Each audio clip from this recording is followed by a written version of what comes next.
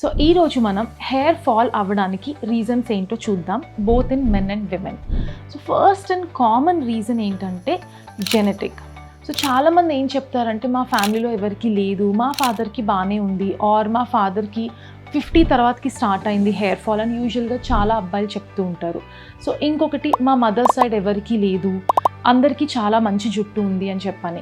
So ఇది only మెన్లో కాదు, మెన్ అండ్ విమెన్ అందరికీ అప్లికబుల్ ఉంటుంది జెనెటిక్ హిస్టరీ.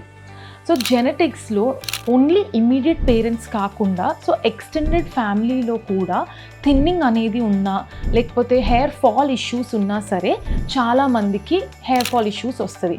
సో వాళ్ళకి 50 or 40+ అయినా కానీ మనకి ఈ మధ్య మనం చూసేది ఏంటంటే ఎర్లీ హెయిర్ ఫాల్ ఇష్యూస్ చూస్తున్నాం. So genetics will hold very strong importance.